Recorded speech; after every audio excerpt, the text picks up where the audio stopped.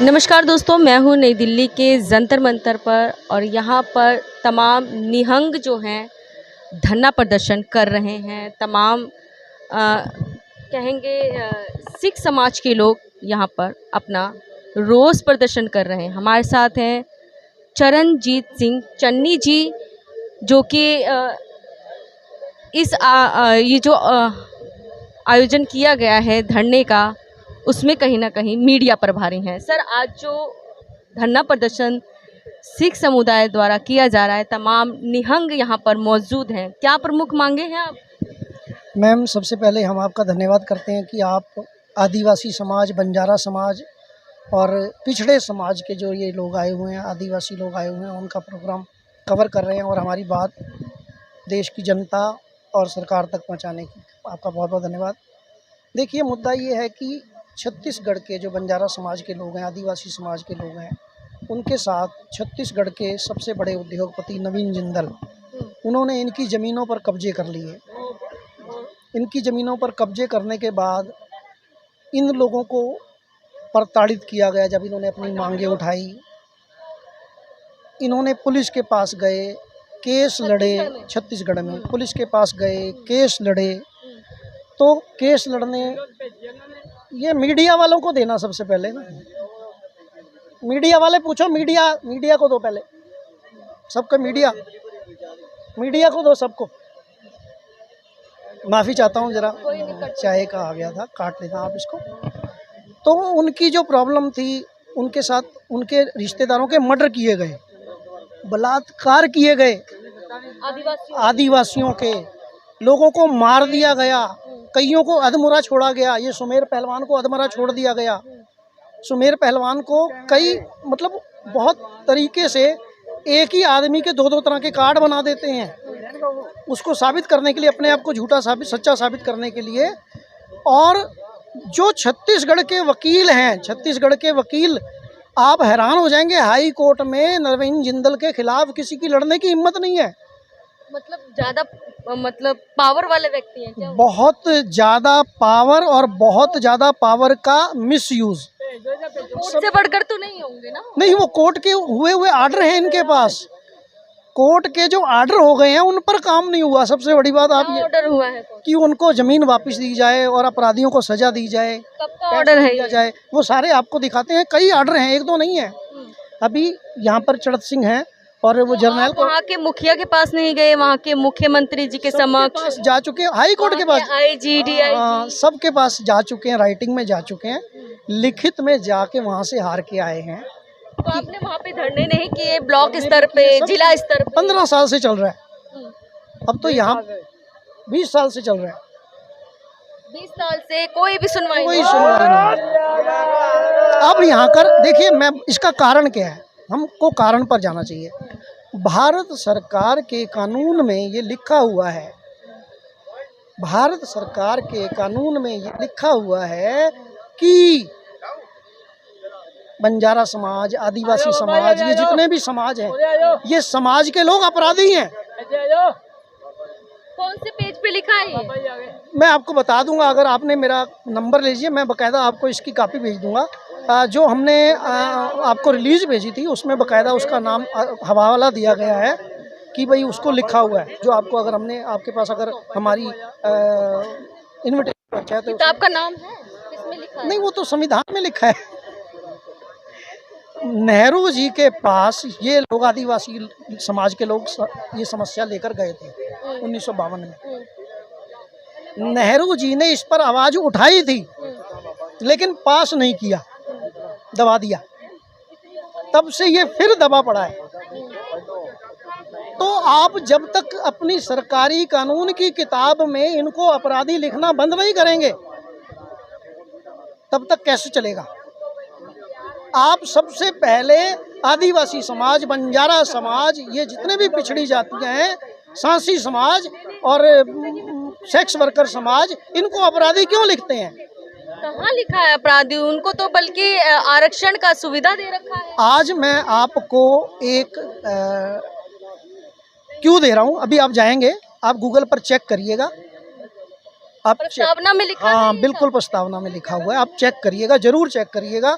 और आज मुझे अपने नंबर से आप एक व्हाट्सअप करिएगा, मैं आपको उसकी कॉपी भेजूंगा। अगर मैं ये कॉपी आपको भेजूंगा, आप ये बता दीजिए प्रस्तावना के कौन से पेज पे है, ताकि दर्शक भी उसे नहीं देखिए इसका ना, अगर वो गूगल पे रिसर्च करे तो कैसे करेंगे? आप ये देखिए, आदिवासी जाति को अपराधी लिखा हुआ है, आप इसको अंग्रेजी में लिखिएगा या हिंदी में लिखिएगा, लिखा हुआ है तो संविधान में आप ये लिखिएगा।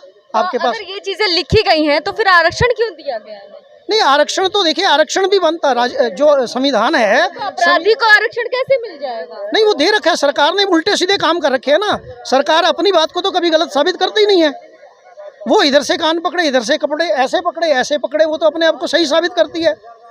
संविधान में तो इस आरक्षण को भी मना किया गया है। आप जानते होंगे, संविधान में बाबा साहब अम्बेडकर जी ने ये कहा था कि 2 साल के बाद इस आरक्षण को बंद कर दिया जाए। 10 साल के बाद तो बंद हुआ आज तक।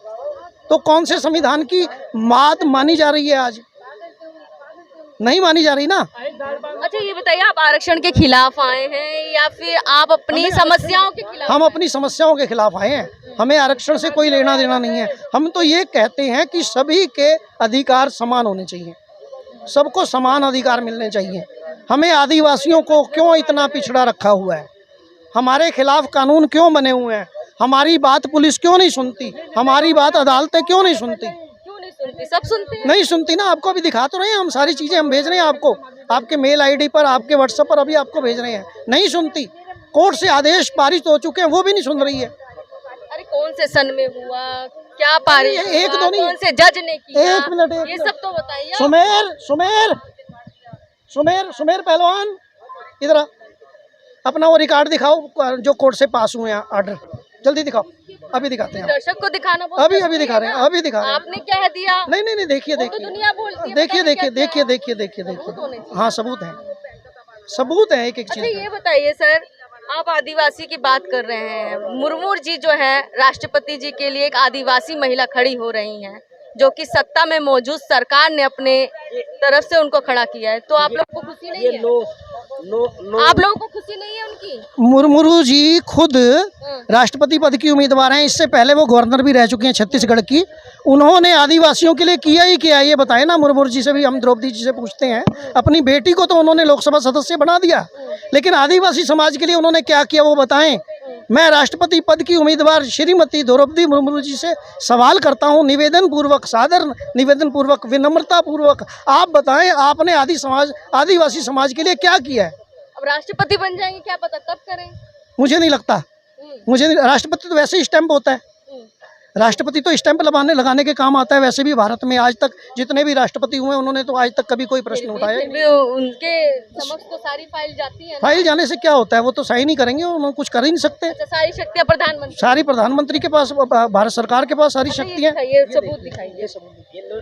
नो डॉक्यूमेंट्स के साथ में जीत हुई है, खेल कोटे से। एक मिनट सर, यहाँ पे थोड़ा सा जूम कर दिखाएं।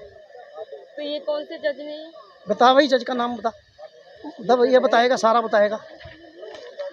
थोड़ी देर के लिए ऐसे रहने दीजिए ना। देखो ये लिखा, पढ़ेंगे ना हम लोग। ये प्रदीप कुमार सोनी जज है, ये उसी के साइन है। नायक, क्या नाम है जज का? प्रदीप कुमार सोनी ये आदेश करने के बाद में उसको नौकरी से निकाल दिया, किसको नौकरी से निकालिए? उसी जज को। उसी जज को थोड़ा जल्दी जल्दी मत करो। ये आदेश किया है उसने, उसको उसी दिन से नौकरी से निकाल दिया। उसको 15-20 दिन पहले लेटर आ गया कि पहलवान को हराएगा तो अच्छा, नौकरी ये करेगा। कॉपी है, ऑर्डर कॉपी है। हाँ, हमारे पास सारे सबूत हैं। हम जो बात कर रहे लड़ रहे हैं हैं। हम सबूत के साथ लड़ रहे हैं। और हम आपसे ये कहना चाहते हैं, हम केवल आदिवासियों नहीं, हम महिलाओं के लिए, जवानों के लिए, किसानों के लिए, अग्निवीरों के लिए, हम देश की हर प्रॉब्लम के लिए पूरा देशव्यापी अभियान भी शोषित वंचित वर्ग है उन सब की सबके लिए लड़ाई लड़ेंगे। पूरे देश में घूम घूम के लड़ेंगे। ये बताओ, अभी तक आप कहाँ कहाँ लड़ चुके हैं? अभी तक हमने सिंधु बॉर्डर पर हम गए थे, उसके अलावा हम टीकरी बॉर्डर पर हम काम करके आए हैं, उसके अलावा हम गाजीपुर बॉर्डर पर भी किसानों की लड़ाई। किसानों के लिए हमने लड़ाई लड़ी। हमने बकायदा IT सेल जो है हमने बनवाया था किसानों का। और इसके अलावा और भी यहाँ जंतर मंतर पर हमने कई मुद्दे हल कराए हैं लोगों के। अच्छा, ये ज्योति क्या क्या इनका भी क्या है?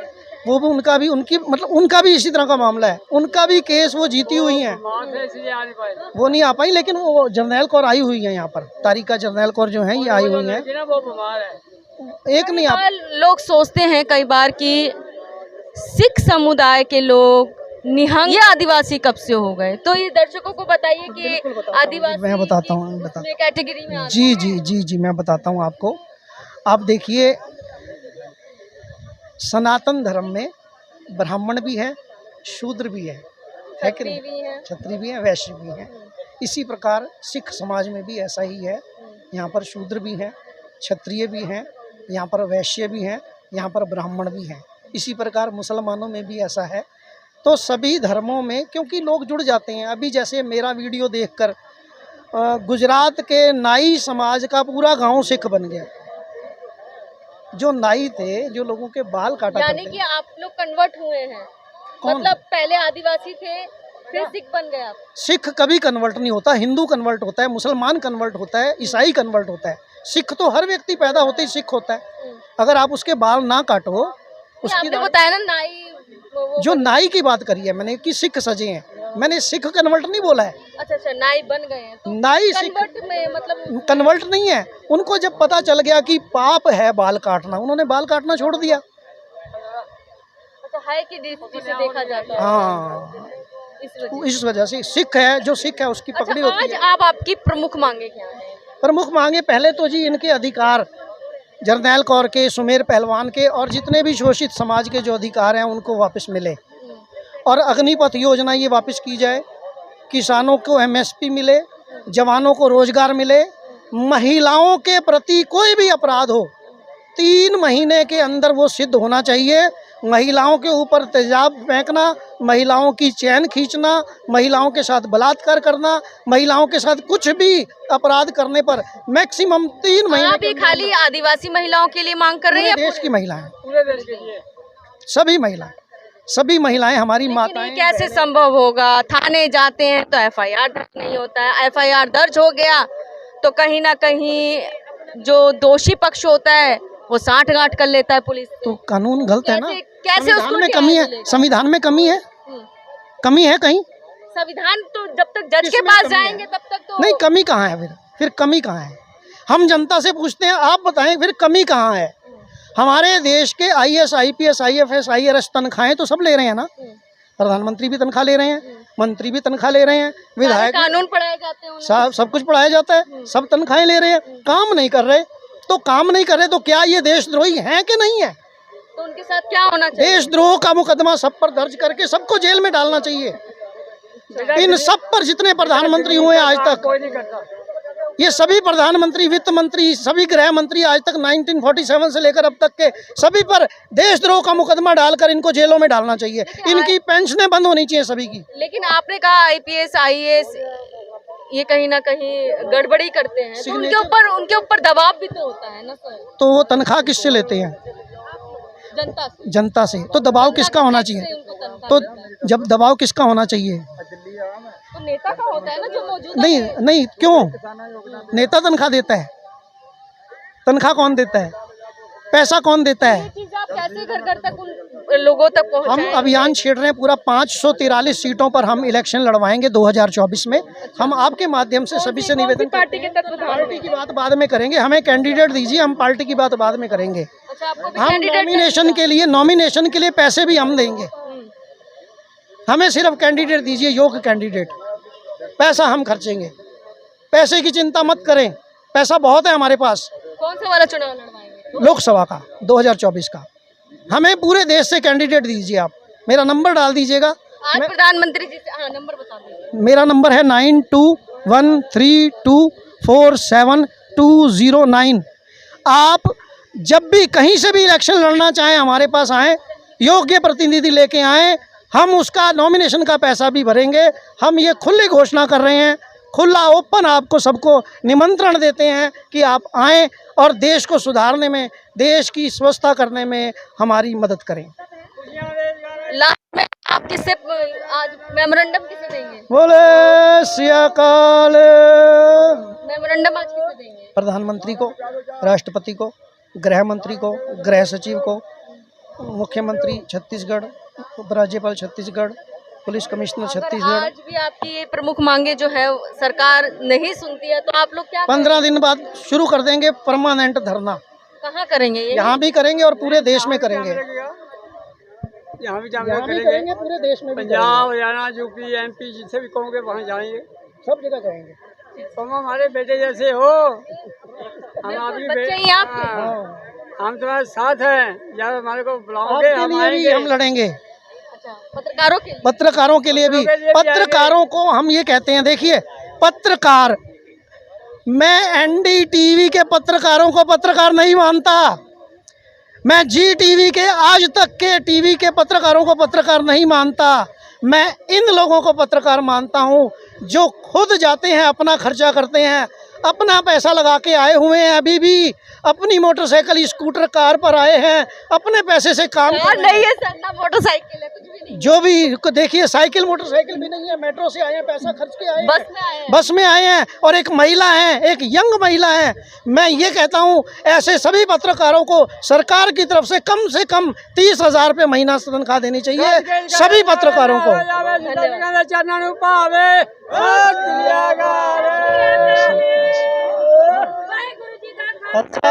वाहेगुरु जी की फतेह। अल्लाह अकबर। सत श्री अकाल। अल्लाह अकबर। सत श्री अकाल।